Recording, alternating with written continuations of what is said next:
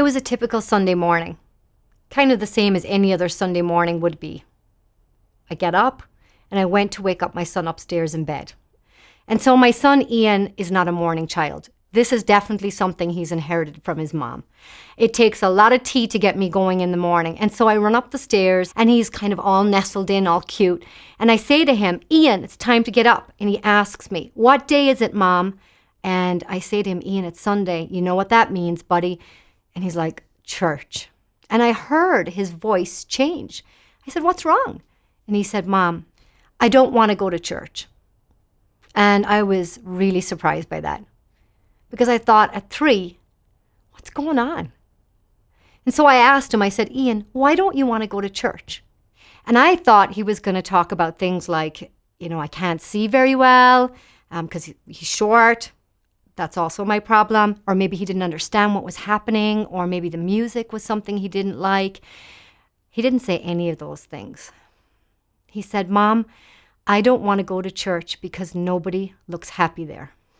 And I just got to tell you, this almost broke my heart when he said it, especially because I've dedicated so much of my life to looking at renewal in the church, in our parishes. To have my own son say, Mom, I don't want to go to church, almost broke my heart.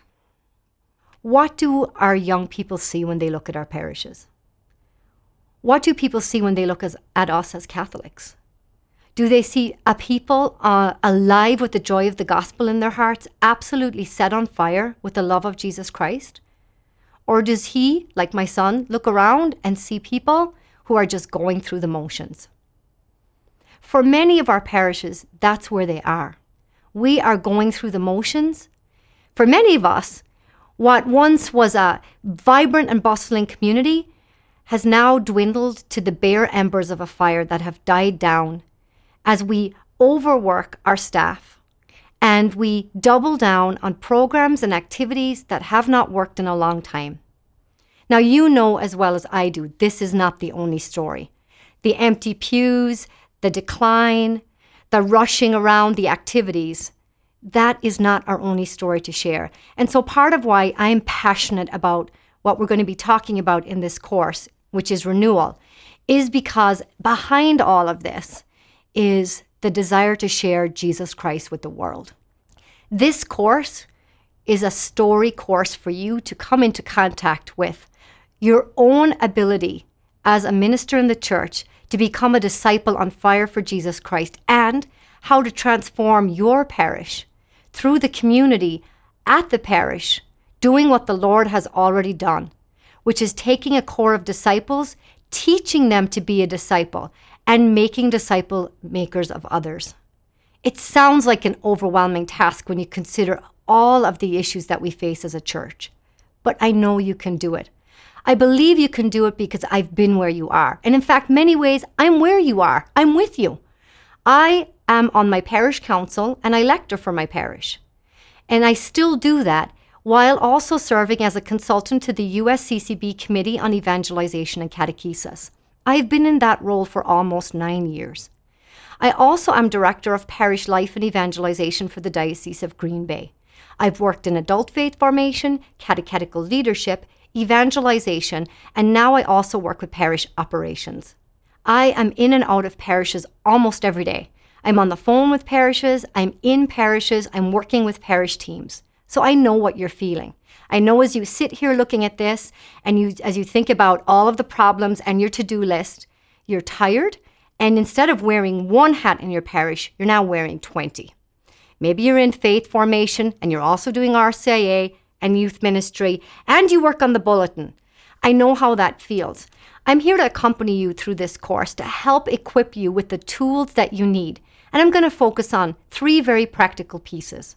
I'm going to give you some principles to help you look at this paradigm in a way that works for your community. I'm going to introduce biblically centered processes centered on the person of Jesus Christ, thinking with the mind and the heart of the church that you can flex and adapt for your parish reality. And I'm also going to share with you the practical pieces, because let's face it, we're all tired of concepts and weary salesmanship. You want to know what is going to be the benefit for you personally and your parish community. And I'm going to share those practical tips with you along the way. You can take those tips and apply the ones that work most for you. Don't be afraid to try something different. So many times parish leaders come to me and say, I'm tired, I'm overwhelmed, I've worked here for 20 years and it does not seem like anything I'm doing is making a difference. You are making a difference. You are changing lives, you are planting seeds. But I also think we've got to look at what we're doing in a realistic and healthy way. What we've used in the past and what's worked in the past will often not work the same way 20 and 30 years later, or sometimes even 5 or 10 years later. We have to be honest about that. And so instead of doubling down on paradigms that don't work, sometimes parishes fall into a mode where they are activity driven, where everything becomes frantic. And so when we want to talk about renewal, we look at two things, our parish calendar and our finances. And if those two are aligned, we're healthy. Whew.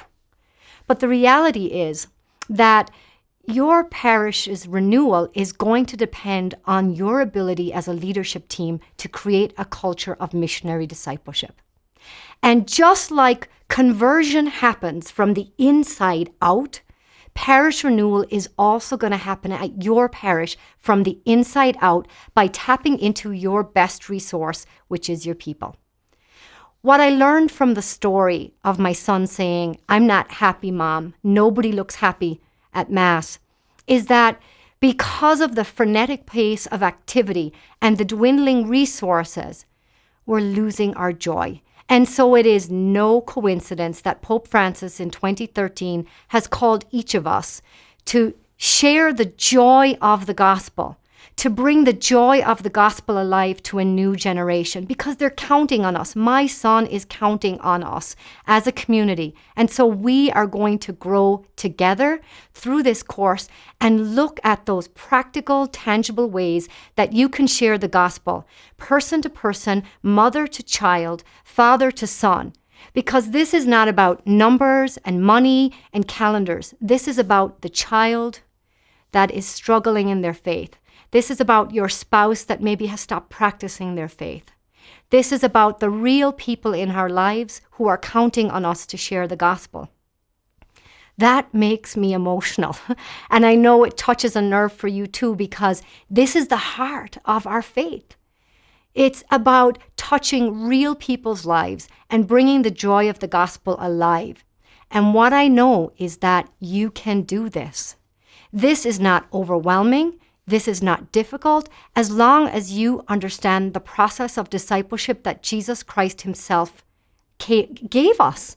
And so through this course, you're going to learn some really tangible things. And so you might be asking, like what? How to share your story of faith.